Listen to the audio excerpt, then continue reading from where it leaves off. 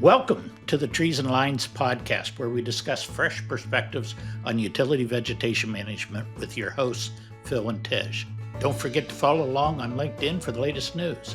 Now, let's dive into this week's episode. Okay, welcome to another episode of Trees and Lines podcast. We are recording here at the Trees and Utilities 2025, and it's been an exciting show so far. We're pleased to welcome two members of the Eversource team, and Jenna Turner and Kathleen Ferrier. Got those both right? Jenna's a veteran of the podcast, right? Yeah, I was on last year. Yeah, Thank you for awesome. having us you back. guys were great. Yeah. Well, I know we had some things we wanted to focus on today. So, Jenna, why don't you tell us what we're going to focus the conversation on today with you guys? Yeah, absolutely. So tomorrow, Kathy and I, along with two other women, are going to be presenting a panel called Pruning the Glass Canopy, Supporting Women in Vegetation Management. So we wanted to expand upon, this conference always has a workshop, at least for the years I've been coming, for women in vegetation management, which is a great opportunity for women and men to network and to talk about supporting women in the industry. But most of this industry is men. And so if you don't expand that conversation to the full conference, how can you really make a difference? So we wanted to bring that topic of conversation out to the full conference. So we'll be having that tomorrow. First of all, great title. I actually have to give credit came up with that? to Jonathan Rizzo, who is... we chatted with him last year. Yes, Yeah. and I was struggling under the deadline to come up with a catchy title, and I reached out to him and a couple other people for advice, and he came back like 5 minutes later with that. So got to give him props for helping us with that title. Oh, no, that's fantastic. You made a good point. I want to reiterate before we pass over that the workshop is it's called Women in Arboriculture, but it's not just for women, that it's for women and men. That's correct, and they have changed the title slightly to make it more inclusive, and absolutely something we'll touch on during our panel is to encourage men to attend that, because I think it's so important for men in this industry to sit in a room where they are the minority. I recently went to an event with New England Women in Energy and the Environment, and it was 150 women in the industry in a room, and there were about 10 men, and it was so refreshing to be in a room full of women, and I gave so much props to those men who went to that event and felt that's what we feel like all the time. So just to have that awareness, and so for men here at the conference, they could step outside of their comfort zone and go to that Women in Vegetation Management workshop and feel what it feels like to be in a room surrounded by women. So, as somebody that's part of an ownership group of companies, maybe what would you tell the leadership of businesses? Like, what are some of the things that they can do to help champion that process, drive more interest, female interest into the business? How should businesses be thinking and reconfiguring their kind of employee mix? Yeah, do you want me to start and then... So one thing, thinking about attracting and retaining women, and even through the interviewing process, when we were working on our panel, I was thinking about my career, and I've never interviewed with a woman, and I've never worked for a woman, ever. And so it was very interesting. So something as simple as including women on your interview panels when you're bringing people in, not only looking for diverse candidates, but looking for who is in that interview process, so that if women see, oh, there's a woman here as part of the interview panel, that might make them feel more comfortable and apt to go into an industry where normally you would see mostly men. Yeah. So I guess, do you have the metrics or the numbers around, total women in the, UVM space today versus a decade ago, 20 years ago? Like, do you guys have some of those stats? I don't have any specific metrics, but when I first started almost 30 years ago, I was the first woman arborist at Connecticut Light and Power, which is now Eversource Energy. So, and it was a couple years before we got any other women. Wow. So it was, and just like looking back at conferences like this, handful of women would be in attendance. And now, almost 30 years later, there's great amount of women in the industry. So I think it's definitely progressed over time where more women have gotten involved in this industry. And I've seen a lot of positive changes. So have you seen, that's in the managerial role, right? Various levels. What about your workforce? Are you seeing more and more women in the trees? So in Connecticut, on the distribution side, we do have a contractor that's been successful at bringing women into the workforce, trimming trees, removing trees, working storm calls. And one of the panelists, Janelle Grace with Lucas Tree Experts, she's a supervisor, so she oversees a yard of 10 bucket trucks or so. And she herself, when I was an arborist at Eversource, she was one of the foremen who worked for me, was out there doing the work. And she had a great reputation amongst the linemen there. Yeah. And so she was promoted to supervisor. Now she leads a team out in the field, and she has women foremen working for her as well. So we have seen some growth on the distribution side, but that contractor has focused on training, retention, and making sure that the women that join their teams feel supported. That's great. So any idea how they go about recruiting? I'll have to leave that to Janelle. We'll have to have a follow-up question with fair her. enough. That's great. Here's, things change in industries. Things go through their cycles. DEI has been, over the last decade and a half, a major initiative across multiple industries. What we've seen recently in the news is there's been a move away from DEI, right? Mostly stemming from shifts in the political landscape of the administration. How are you managing that, given that things that you guys are very passionate about and are focused on fall into that category? And how have you been sort of, continuing to keep your momentum as it seems like the industry momentum for those initiatives and those priorities has started to soften? That's a great question. So I'll kick it off and then see if you have anything to add at the end, Kathy. So the leadership at Eversource has stated they are committed to continuing to support everyone's right to work in the utility industry, whether it's, women, whatever class that we're talking about that they are supporting. And I'll give you an example. So at Eversource, we have a monthly book club that was called the Diversity and Inclusion Book Club. And each month we read a different book. For example, March is Women's History Month. We would pick a book that highlights maybe a famous woman throughout history. In February, Black History Month. And so it was called the DEI, book club.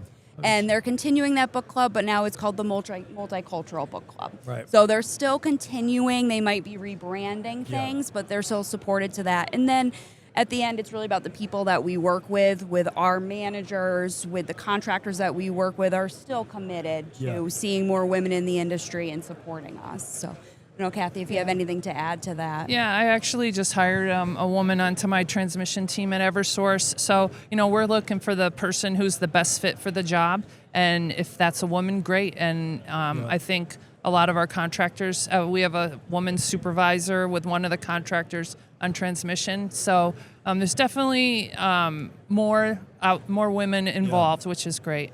I would imagine that, any minority, right, of any kind, right, where there is an underrepresentation, there's an intimidating factor, whether when you're deciding on a career choice and you're saying, hey, I'm going to go here, and I look and you don't see maybe yourself represented, right? And so the marketing and the recruiting, I would imagine, is a little bit different because you're trying to, drive appeal, right, and mitigate fears. Is that, is part of your initiative and push to help folks and the decision makers understand how to curate that messaging better?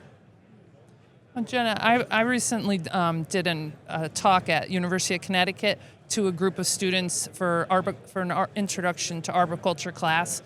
And it was a small class, but there was about half women. So it was, I found it great to talk to them about the utility industry and, where I've been over the last 25 years and see their excitement about possibly getting interested into it. So the more that I think we at Eversource or other utilities reach out to young people like this and let them know about all the benefits that, you can have working in this industry, I think that's where it's key to Yeah. really reach out to those young people, because they don't really know what they want to do, and Yeah. to just talk to them about these options. I think I got a lot out of it. I No, enjoyed that's- doing that. Men, women, that's great. every race, they don't know about our industry. Yeah. And we have That's a true. great Yeah. industry. Yeah. So You know, Yeah. it's an interesting social observation. So 12, 13 years ago, my business partner and I co-founded an education nonprofit focused on socioeconomically challenged high school students, right? Giving them an opportunity, et cetera. And what we observed, you know, because we're trying to keep a good male-female mix in the demographic, is we noticed certain types of behaviors when there was like student-led discussions, and when there was only females in the room, only males in the room, and then when you put them together, how we saw behavioral changes. And so what I think is very interesting about what you guys are doing is you almost, in my opinion, you can start even earlier in the psychology of your communication to even high school, pre-high school, so that their confidence is building earlier, so that when they do get to a place where they have more information on what they want to do, there's a confidence push. Because we just noticed, we'd noticed things. We're like, wait, you're so confident in room A. That's changed, by the way, over the last decade, materially. But we did notice that at various stages of the process, and we just thought it was very interesting. And some of that is just how you feel about what you see in an industry or what you see in a room. And when there's not a balance, it can affect how you approach that room. Yeah, actually, something that I thought about when I was preparing for this panel was when I started in the industry, I worked on a team with all men, and they were great men. I had friendships with them. They were very supportive of me. Many of them were mentors. And sometimes we'd go out for happy hour after work. And I was reflecting on the fact that when I'd go out, everyone would get a beer, and I would get a beer. And I like beer. Beer's great, but I usually get wine. And so somewhere in the last 10 years, there was a shift where I became comfortable enough, even when I'm surrounded by all men, to just order a glass of wine. And it was so subtle that I never thought about it until now, that had an influence. Even though I was comfortable, even though I wasn't even aware I was doing it, I was still subtly, Choices unconsciously trying to fit in with that group. Yeah. And I had great times with all of those people, but over the years, now I've become much more comfortable where I realize I can just be myself and I don't have to be like everyone else in the room. And sometimes that sets me apart in a good way, too. Is there a, industry that we're talking about has lots of high risk components, right? And there's safety, there's lives, there's high risk work, there's touching of lines, touching of assets. So, human behavior is an interesting thing. And as you see women move up in leadership roles, there's an education for large swaths of your vendors and your contractors. Now, you can have a greater influence, let's say, on Eversource's culture directly, but you have hundreds of companies that you have to also integrate and educate, I guess. How's that been going? Well, what I can say with working with our contractors, which is a huge part of our operation, all of the tree work that's done as part of our vegetation management program is done with contractors. And in general, they are mostly men. And so throughout my career, when working with the contractors, I have to understand that it is mostly men that I'm working with. And also, they have a technical expertise that I don't have. And I've learned that I really need to respect that and learn from them. Because I studied forestry and I did tree work out in the field with forestry, but I never worked from the bucket truck. And so that is a part of my career that I have to rely on their expertise and their safety personnel who have physically done the work. And I think you have to be very careful to make sure that when you're coming out there as the supervising utility, of course, we're always looking for safety issues. We're looking at the production, looking at the quality of the work, but also to respect the fact that the people that are out there doing this work know more than I do. Yeah. And I need to learn from them and make sure that I'm asking them questions and respecting what they do every day. Yeah, that's what's key, Jenna, is to ask them the questions. So you might see something that's not quite right, like they're climbing and maybe something doesn't look right, but you can stop and then ask them questions to make sure that they understand fully what they're doing. Talk to them about the hazards, and then that helps us learn from those of us that haven't done the work, and then it also reiterates with the crews, hey, we care about your safety. We want you to go home every night. We want you to do things correctly and safely. So, just having that conversation shows that, that we're valuing them and we value their safety. Yeah, no, that's fair. That's great.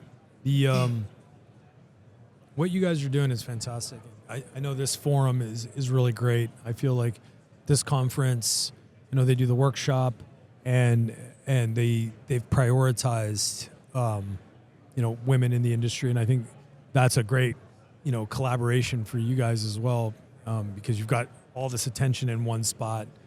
So it's now, are there other things that you do throughout the year or other conferences that have this type of focus that you can attach to that kind of builds that momentum, or is this the primary one? This is really the big one that I can think of. Yeah. There's also, I am involved with an organization called New England Women in Energy and the Environment, and I just got involved with them last year. So nice. Starting to connect with more women who work in the energy sector in New England. In New England, yeah. And that's been great. And that's events where I go and there's 90% women and 10% men there. And so it's just a refreshing dynamic to be surrounded by women who work in this industry. Yeah. I can say, I've had the opportunity and the privilege to spend some time with a variety of leadership at Eversource, and it makes sense to me that this is something that is championed and protected, and because you guys have an incredible culture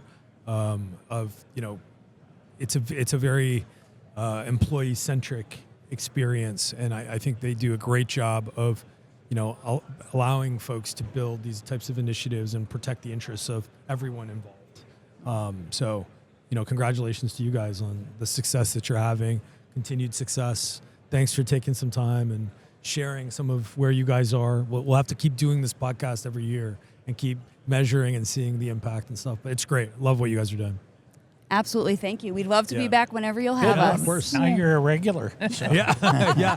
Thanks for joining us today. Follow us on LinkedIn for updates and to tune in again to the Trees and Lines podcast.